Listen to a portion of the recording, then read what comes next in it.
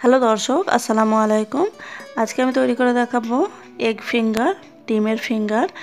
এটা একটু নতুন ধরনের রেসিপি আমি আপনাদের সঙ্গে শেয়ার করছি। আশা করছি পুরো ভিডিওটা দেখবেন, ভালো লাগবে। আর এটা খেতেও অনেক মজার আর খুবই অল্প সময়ে তৈরি হয়ে যায়। তো চলুন মূল রান্নায় চলে যাই।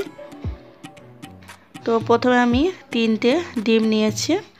এবার এতে দিয়ে দিচ্ছি হাফ চা চামচ মতো লবণ। তারপরে লবণের সাথে ডিমগুলো ভালো করে ফেটিয়ে নিচ্ছি। এখানে ডিমের পরিমাণ আপনারা নিজেদের ইচ্ছা অনুযায়ী কম বেশি করতে পারেন। ডিমটা আমার ফেটিয়ে নেওয়া হয়ে গেছে। তারপরে এখানে একটা জায়গায় আমি সামান্য একটু তেল নিয়েছি, বা তেলটা চারিদিকে খুব ভালো করে ব্রাশ করে দিচ্ছি। তেলটা মাখিয়ে নেওয়ার পরে এতে দিয়ে দেবো আমি যে ডিমটা ফেটিয়ে রেখেছিলাম, সেই ডিমটা এখানে পুরোটা দিয়ে দিচ্ছি।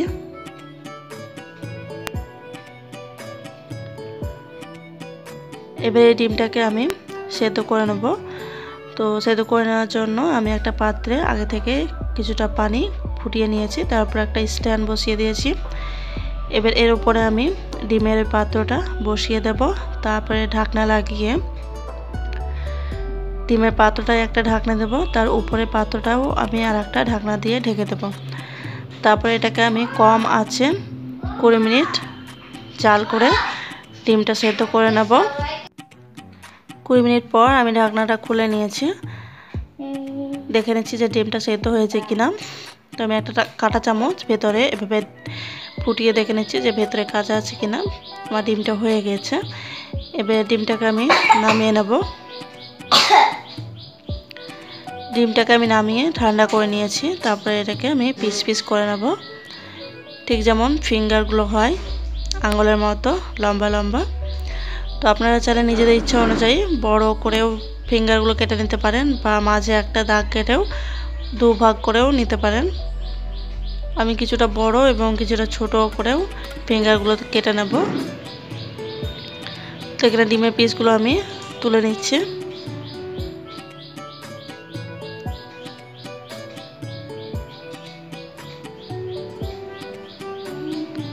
এখানে আমার সব ডিমের পিসগুলো আমি তুলে নিয়েছি। কিছুটা ছোট সাইজ করেছি এরকম, আর কিছুটা আমি বড়ও রেখেছি।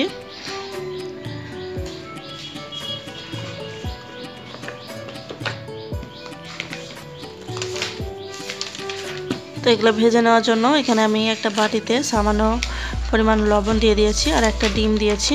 তারপরে ডিমটাকে লবণের সঙ্গে ভালো করে ফেটিয়ে নিচ্ছি।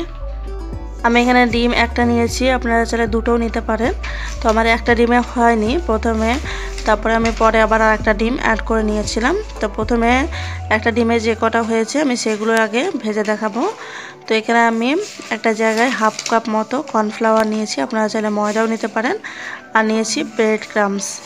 আগের দিন যে ব্রেডটা আমি তৈরি করে দেখিয়েছিলাম, সেই ব্রেড থেকে আমি ব্রেড ক্রাম্বসটা তৈরি করে নিয়েছি। তো এবার আমি এই ফিঙ্গারগুলো কোট করে নিচ্ছি। তো প্রথমে আমি কর্নফ্লাওয়ারে একটা ফিঙ্গার নিয়ে এভাবে মাখিয়ে নিচ্ছি। কর্নফ্লাওয়ারে মাখানো হয়ে গেলে আমি ফেটানো ডিমে ভালো করে কোট করে নিচ্ছি। তারপরে ব্রেড ক্রাম্বসটা ভালো করে মাখিয়ে দিচ্ছি। আর এই ফিঙ্গারগুলোকে কীভাবে ফ্রোজেন করে রাখবেন সেটাও আমি এই ভিডিওর লাস্টে দেখিয়ে দেব। তো একবার কোট করে নেওয়ার পরে আবারও আমি ডিমের গোলায় ডুবিয়ে আবারও ব্রেড ক্রাম্বসটা মাখিয়ে নেব। এভাবে 2বার করে কোট করে নেব আমি সব ফিঙ্গারগুলোকে। এভাবে 2বার করে কোট করে নিলে অনেক মচমচে হয় এবং উপরটা অনেকটা ক্রিস্পি হয়। তো আমার একটা ফিঙ্গার তৈরি হয়ে গেছে। এভাবে আমি বাকি ফিঙ্গারগুলো তৈরি করে নিয়েছি। এবারে প্রথমে ফিঙ্গারগুলো আমি আপনাদেরকে ভেজে দেখাচ্ছি। তো ভেজে নেওয়ার জন্য এখানে আমি ডুবো তেলে ফ্রাই করব, এর জন্য অনেকটা পরিমাণ আমি সাদা তেল গরম করে নিয়েছি। এবার এই গরম তেলে আমি একটা একটা করে ডিমের ফিঙ্গারগুলো দিয়ে দেব।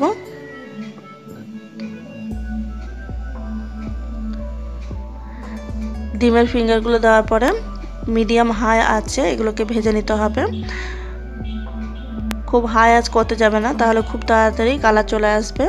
যেহেতু ডিমটা সেদ্ধই হয়ে আছে, তাই লো আঁচে ভাজার কোনো প্রয়োজন নেই। মিডিয়াম আঁচে ভেজে নেবেন যতক্ষণ না ফিঙ্গারগুলো সোনালি কালার হয়ে যাচ্ছে। উল্টে পাল্টে চারিদিক খুব ভালো করে ভেজে নিতে হবে। ফিঙ্গারগুলো যখন দেখবেন এরকম কালার হয়ে গেছে তখনই এগুলোকে নামিয়ে নেবেন। তো আমার ফিঙ্গারগুলো ভালো করে ভেজে নেওয়া হয়ে গেছে, এবার আমি এগুলোকে নামিয়ে নেব।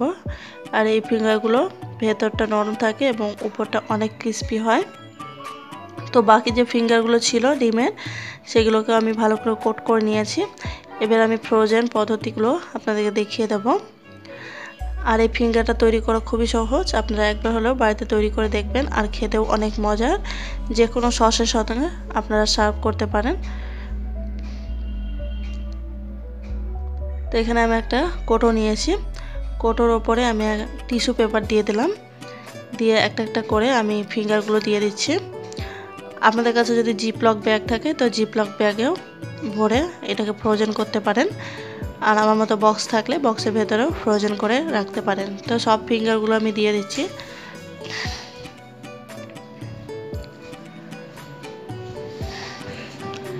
ফিঙ্গারগুলো দেওয়ার পরে এর উপরে আমি আরও একটা টিস্যু পেপার দিয়ে দিচ্ছি। টিস্যু পেপারটা দেওয়ার পরে আমি কোটো ঢাকনাটা লাগিয়ে এটাকে ডিপ ফ্রিজে রেখে দেবো। যখন চাইবে তখন বার করে ফ্রাই করে নিলেই হবে। আপনারা চাইলে এটা 1 মাস ধরেও ফ্রিজে সংরক্ষণ করে রাখতে পারেন, বেশি করে বানিয়ে রেখে ফ্রিজে সংরক্ষণ করতে পারেন। বাচ্চাদের টিফিনেও দিতে পারেন, বিকেলের নাস্তা হিসাবেও খেতে পারেন। গেস্ট এলেও ঝটপট বানিয়ে তাদেরকে সার্ভ করে দিতে পারেন। আর কেমন লাগলো আমার এই রেসিপিটা অবশ্যই আমাকে কমেন্ট করে জানাবেন। আর ভালো লাগলে অবশ্যই লাইক করবেন এবং চ্যানেলে নতুন এসে থাকলে চ্যানেলটা সাবস্ক্রাইব করে পাশে থাকবেন। তো দেখতে পাচ্ছেন আমার ফিঙ্গারগুলো কত সুন্দর হয়েছে দেখতে এবং উপরটা অনেক ক্রিস্পি হয়েছে। আপনারা এভাবে বাড়িতে তৈরি করুন, করে আমাকে জানান আপনাদের কেমন হয়েছিল। তো আজকে এই পর্যন্তই, আবার দেখা হবে নতুন একটা রেসিপি নিয়ে। আল্লাহ হাফেজ।